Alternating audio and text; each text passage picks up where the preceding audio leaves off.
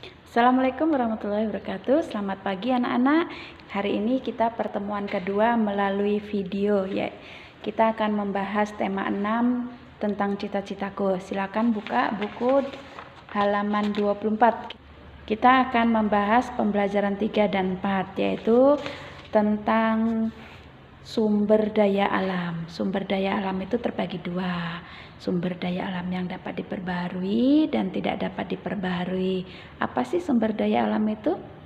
Sumber daya alam itu sendiri artinya adalah kekayaan yang terdapat di alam yang dapat dimanfaatkan manusia untuk memenuhi kebutuhan hidupnya.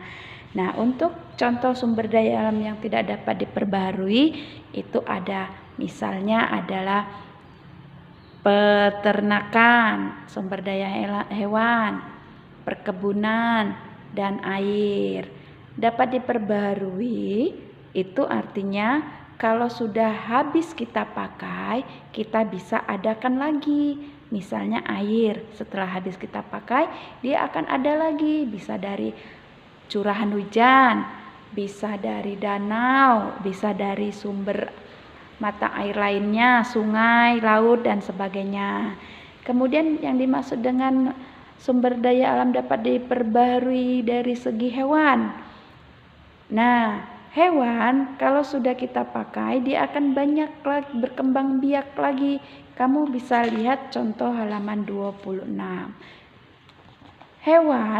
Hewan ternak itu dimanfaatkan manusia, bisa diambil dagingnya, telurnya, kemudian kulitnya, bisa juga diambil susu, tergantung dari jenis hewan apa.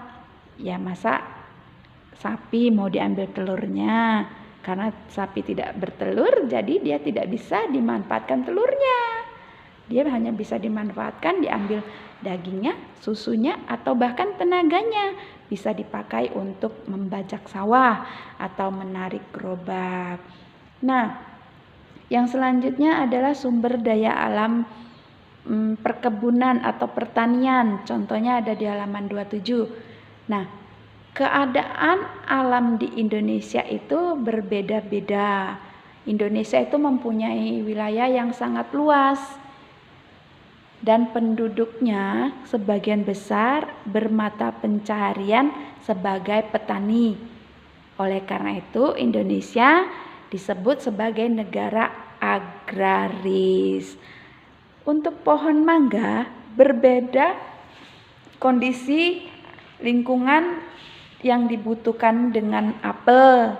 Begitu juga dengan brokoli, wortel, dan bunga kol. Untuk selanjutnya silakan buka halaman 31. Di halaman 31 itu kita bicara tentang puisi.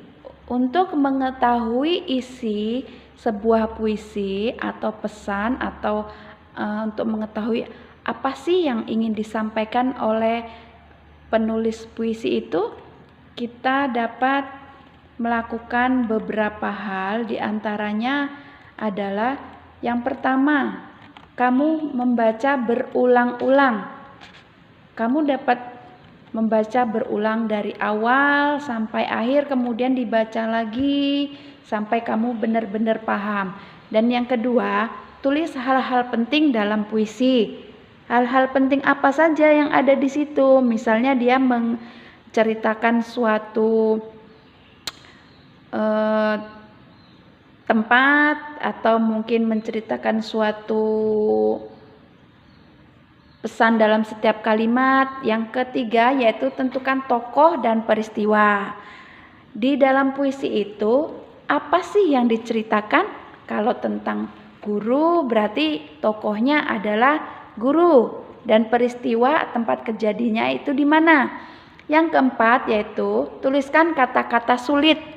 Dari puisi itu mungkin ada beberapa kata sulit yang tidak kamu ketahui artinya, silakan dicatat, kemudian kamu cari di Kamus Bahasa Indonesia atau mungkin yang lebih mudah menggunakan Google, cari makna atau arti kata-kata sulit. yang ada di puisi tersebut. Yang kelima yaitu diskusikan.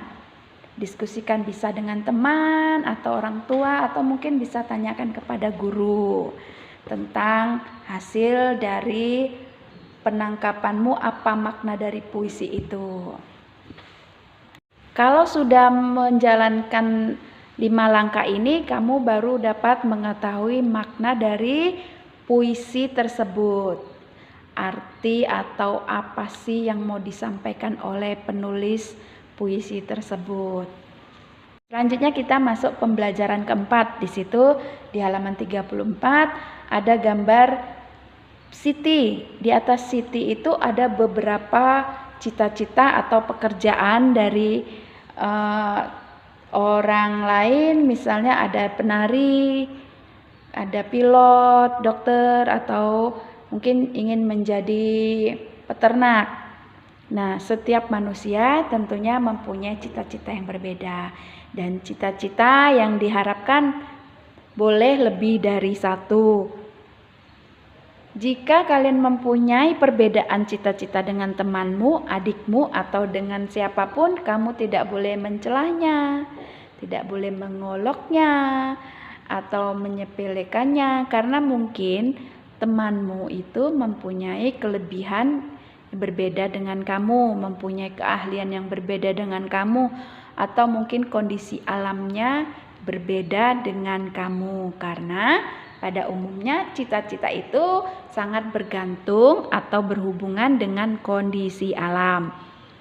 Pada umumnya orang mempunyai cita-cita itu rancangan untuk sesuatu yang akan dikerjakan di masa depan berhubungan dengan pekerjaan. Nah, misalnya kamu kalau sudah besar ingin menjadi dokter atau guru. Nah, cita-cita itu berarti kamu berharap kalau sudah besar kamu dapat bekerja menjadi seorang guru. Nah, untuk menjadi seorang guru atau seorang petani sekalipun, mereka membutuhkan orang lain. Mereka membutuhkan bantuan bagaimana supaya pekerjaan itu tercapai dengan maksimal. Nah, ada beberapa manfaat adanya keragaman individu di dalam suatu pekerjaan. Di antaranya yang satu, manfaatnya adalah saling melengkapi kekurangan masing-masing. Yang kedua, saling bertukar ide. Yang ketiga, memberikan saran atau kekurangan masing-masing. Dan yang keempat adalah belajar hal-hal baru. Tentunya adalah meneladani sifat positif. Demikian penjelasan dari Ibu. Semoga bermanfaat dan kalian dapat memahaminya dengan baik. Terima kasih dan sampai jumpa. Tetap semangat. Assalamualaikum warahmatullahi wabarakatuh.